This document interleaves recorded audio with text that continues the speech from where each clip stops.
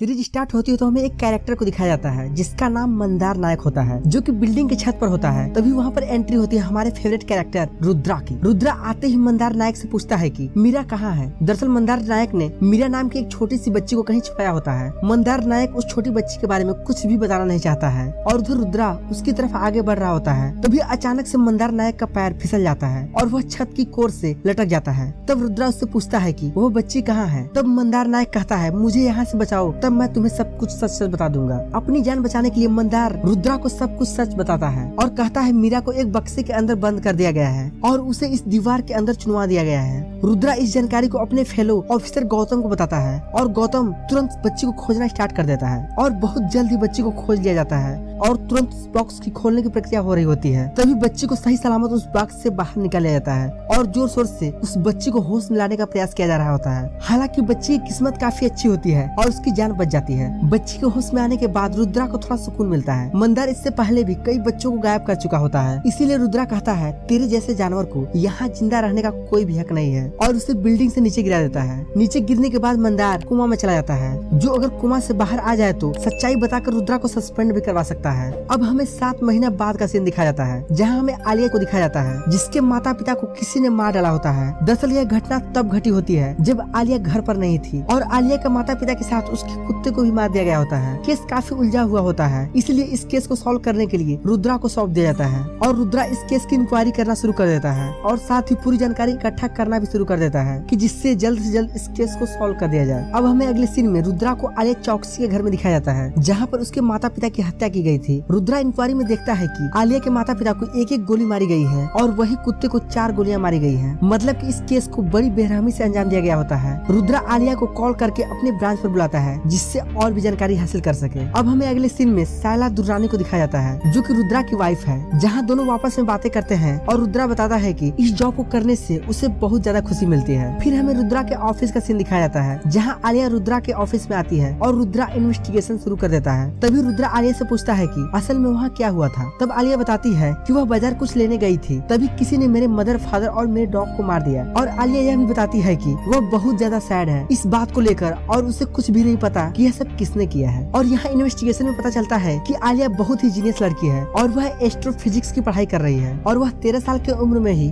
20 साल की उम्र वाले बच्चों जितना इंटेलिजेंट हो गई थी। तभी रुद्रा को आलिया पर कुछ शक होने लगता है कि इसने ही कहीं मर्डर तो नहीं किया है और आलिया पूरे पुलिस को चैलेंज कर रही है, अगर तुम्हारे बस की है तो मुझे सबूत के साथ पकड़ कर दिखाओ। रुद्रा को आलिया के एटीट्यूड और बर्ताव से पूरी तरीके से विश्वास हो जाता है कि मर्डर तो इसने ही किया है। तभी सबसे बड़ा सवाल यह होता है कि मर्डर वेपन कहाँ है। अगर मर्डर इसने किया है तो वेपन भी कहीं न कहीं जरूर होगा। रुद्रा कहता है हमें सिर्फ वो वेपन ढूंढना है जिससे कि हम आलिया चौकसी को जेल भेज सके। दरअसल आलिया एक चाइल्ड प्रोडिड्यूज केस होता है, इसका मतलब ये बच्चे जो किसी भी चीज में जीनियस होते हैं, जिस कारण पुलिस चाहकर भी आलिया को ज्यादा समय तक नहीं रोक सकती थी और आलिया को छोड़ना ही पड़ता है। जहाँ आलिया रुद्रा से कहती है मिलकर बहुत अच्छा लगा, जहाँ ऐसा लगता है कि वह रुद्रा को चैलेंज कर रही होती है कि मुझे पकड़ कर तो दिखाओ। अब हमें अगले सीन में दिखाया जाता है जहाँ रुद्रा अपने घर पर आया होता है और कहता है मुझे काफी अच्छा लग रहा है आज तुमसे मिलकर। लेकिन तभी सायला उससे बोलती है कि उसे तुम्हारे साथ नहीं रहना, जिससे कि हमें यह पता चलता है कि रुद्रा की लाइफ अच्छी नहीं चल रही होती है और उसकी वाइफ के साथ अच्छे रिलेशनशिप नहीं चल रहे हैं और सायला ने किसी और को अपना लाइफ पार्टनर बनाने का फैसला कर लिया है। उधर आलिया रुद्रा पर रिसर्च करना स्टार्ट कर देती है,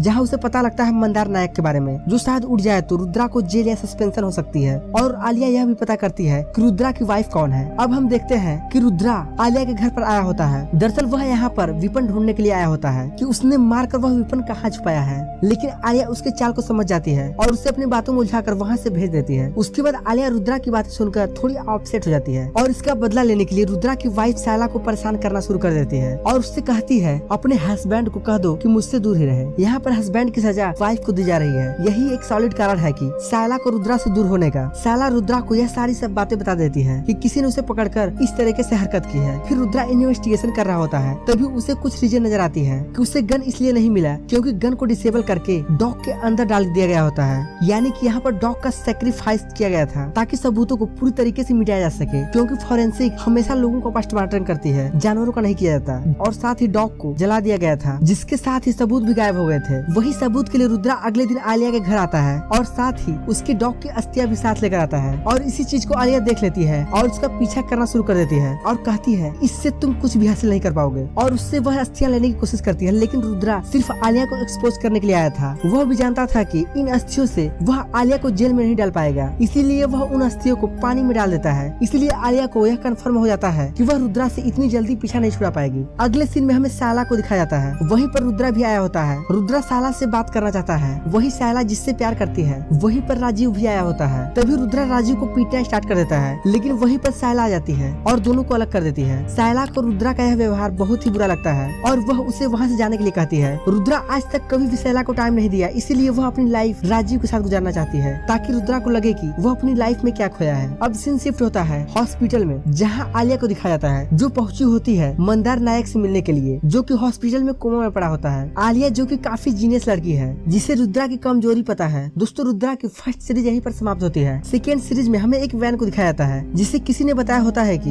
यहाँ पर एक डेड बॉडी पड़ी हुई है। वे लोग जैसे ही वहाँ पर आते हैं वो डेड बॉडी अचानक से उठती है और दोनों को गोली मार देती है। दरअसल यह एक जाल होता है जिसमें दो पुलिस वाले फंस गए होते हैं। आखिर पुलिस वालों की जान कौन ले रहा है, इस एपिसोड में हम यही जानेंगे। अगले सीन में हमें राजीव को दिखाया जाता है जो कि रुद्रा के खिलाफ जो कंप्लेन दी गई थी उसे वापस लेने के लिए आया होता है। उसे इस कंप्लेन को वापस लेने के लिए साला ने ही उसे मनाया होता है। अब हमें अगले सुबह का सीन दिखाया जाता है जहाँ रुद्रा क्राइम लोकेशन पर पहुँचता है जहाँ दोनों पुलिस वालों को मारा गया था। रुद्रा डेड बॉडी को देखकर कुछ नोटिस कर रहा था कि इन्हें बहुत पास से मारा गया है और किसी को 2 तो किसी को 3 गोली मारी गई है, जैसे कि मारने वाला पुलिस वालों से काफी ज्यादा नफरत करता हो। वही सीसीटीवी में देखने को मिलता है कि कोई बंदा काफी कॉन्फिडेंस से जा रहा होता है और वह यही लोकेशन होती है जो क्राइम लोकेशन के आसपास की होती है। रुद्रा उसके एटीट्यूड से यह अंदाजा लगाता है कि यकीनन यह कोई आर्मी फोर्स का आदमी है जो इतना कॉन्फिडेंस से मर्डर करने जा रहा है। तभी रुद्रा उन केसेस की फाइल मंगाता है जिसमें कोई न कोई आर्मी फोर्सेस का कनेक्शन हो। तभी उसे वहाँ पर एक फाइल मिलती है यशवंत निकोसे की। दरअसल यशवंत निकोसे जेल में होता है, उसे किसी जुर्म में उम्र कैद की सजा दी गई होती है। अब सवाल उठता है कि अगर यशवंत निकोसे ने पुलिस वालों को नहीं मारा है तो आखिर किसने मारा है। तभी पता चलता है कि यशवंत निकोसे का एक बेटा है जिसका नाम है अशोक निकोसे। सभी पुलिस वालों की जान लेने के पीछे अशोक निकोसे का ही हाथ होता है। अब सभी लोगों का सवाल होता है कि आर्मी फोर्सेस के बंदे को कैसे पकड़ा जाए, क्योंकि वे काफी ज्यादा शातिर होते हैं। अब अगले सीन में हमें अशोक निकोसे को दिखाया जाता है जो अपनी तैयारी कंप्लीट कर जा रहा होता है। तभी उसके सामने एक लेडी पुलिस आ जाती है और अशोक उस लेडी पुलिस वाली को गोली मार देता है। इसके बाद पूरी पुलिस डिपार्टमेंट में हड़कंप मच जाता है और पूरी पुलिस डिपार्टमेंट जल्दी से जल्दी अशोक को पकड़कर उसे सजा देनी चाहती है। फिर अगले दिन रुद्रा उसी क्राइम लोकेशन पर पहुंचता है जहां उस लेडी पुलिस को गोली मारी गई थी। सभी लोग आसपास देख रहे होते हैं कि तभी पता चलता है कि यह अशोक का बिछाया हुआ एक जाल है। तभी अशोक छिपकर सभी पुलिस वालों पर अंधाधुंध फायरिंग करने लगता है जहाँ इस फायरिंग में काफी पुलिस वाले मारे जाते हैं। इसके बाद अशोक के ऊपर शूट एंड साइड का ऑर्डर निकाल दिया जाता है और जल्दी से जल्दी उसे जिंदा या मुर्दा पकड़ने का आदेश भी दे दिया जाता है। इसके बाद अशोक निकोसे का एक वीडियो दिखाया जाता है जिसमें वह यह बताता है कि मेरे पिता आर्मी में थे और उन्हें किसी वजह से सजा दी गई है और उन्हें उम्र कैद की सजा मिलने वाली है और मैं चाहता हूँ कि उन्हें जल्द से जल्द छोड़ दिया जाए, नहीं तो मैं पुलिस वालों को मारने का सिलसिला यूं ही चलाता रहूंगा। फिर अगले दिन रुद्रा जाकर यशवंत निकोसे से मिलता है और उन्हें कहता है अपने बेटों से कहो यह सब रोकने के लिए। तब यशवंत निकोसे उससे बोलता है कि मेरी सजा को कम करके 5 साल तक किया जाए और मैंने जितना यहाँ पर काटा है उसको भी 5 साल में से घटा दिया जाए, नहीं तो पुलिस वालों को मरने का सिलसिला बंद नहीं होगा। यह कहकर वह वहाँ से चला जाता है। फिर अगले दिन पुलिस वालों को एक फोन मिलता है जिसमें सिर्फ एक ही नंबर से होता है और उस फोन से सारे डाटा को निकाल लिया जाता है और उसकी मदद से ही अशोक के लोकेशन को ट्रेस कर लिया जाता है और कुछ ही टाइम में अशोक के लोकेशन का पता भी चल जाता है और पूरी फोर्स पूरी तैयारी के साथ उस लोकेशन पर पहुंच जाती है। रुद्रा उस लोकेशन पर जाने से पहले सोच रहा होता है इस फोन में एक ही नंबर क्यों सेव था, एक नंबर तो वह याद भी कर सकता था। बाकी के पुलिस वाले यह सब सोचने से पहले ही उस बिल्डिंग में चले जाते हैं। दरअसल यह पूरा प्लान अशोक का बिछाया हुआ जाल होता है। जैसे ही स्पेशल फोर्स बिल्डिंग में जाती है तभी अचानक से वहाँ पर एक काफी बड़ा ब्लास्ट होता है जिसके कारण काफी स्पेशल फोर्स के साथ कुछ पुलिस वाले भी मारे जाते हैं। इस घटना के बाद पुलिस और भी सदमे में आ जाती है कि अशोक को आखिर कैसे पकड़ा जाए। तभी रुद्रा को एक बात पता चलती है कि अशोक निकोसे ने 2 पुलिस वालों को मारा था, तब उसने दोनों में से एक का वायरलेस चेंज कर दिया था और वॉकी टॉकी की मदद से पुलिस वालों की बातें सुन रहा था। अब अगले सीन में रुद्रा दोबारा से यशवंत निकोसे से मिलता है और बताता है कि अब हम तुम्हारे बेटे को पकड़ेंगे नहीं, उसे ट्रेस करेंगे। यशवंत निकोसे बोलता है क्या हो अगली सुबह तुम्हारे घर अशोक बंदूक लेकर खड़ा हो तो तुम्हारी क्या हालत होगी। तब रुद्रा बोलता है कल की बात छोड़ आज की बात कर। तब रुद्रा यशवंत को एक पैकेट खोलने के लिए बोलता है जिसमें कुछ फोटो उसके सेल फोन से मिले थे। यह फोटो